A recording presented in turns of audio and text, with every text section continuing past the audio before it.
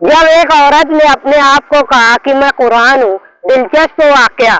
एक मर्तबा एक औरत ने दावा किया कि मैं कुरान हूँ।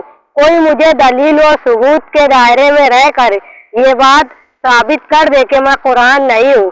चुनांचे ये चैलेंज उसने हर एक से करना शुरू कर दिया। ये मामला तूल पकड़ने लगा और बाजार में उसके बारे में चहमगोइयां तेज होने लगी। उसकी ये बात किसी आलिम ने सुनी तो आलिम ने उस औरत से बजाते खुद मुनाजरा करना दुरुस्त तो ना समझा। चुनांचे उस आलिम ने एक कॉलेज के नौजवान को इसके लिए तजवीज़ किया और उसको सारा मामला बता दिया कि करना क्या है। उसके बाद उस नौजवान ने उसके इस चैलेंज को कबूल कर लिया और मुनाजरे का एक दिन मुकर्रर हो गया। मुनाजरे के दिन स्टेज सजाया गया। जब नौजवान और औरत का मुनाजरा शुरू हुआ तो नौजवान ने स्टेज पर सबके सामने उसको सीने से लगाया और चूमना शुरू किया।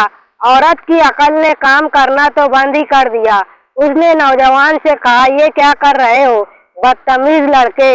नौजवान ने कहा, ये हमारा तरीका है कि हम अपने मुकद्दस कुरान को खोलने से पहले सीने से लगाते हैं और ताज़ीम में बोसा भी लेते हैं।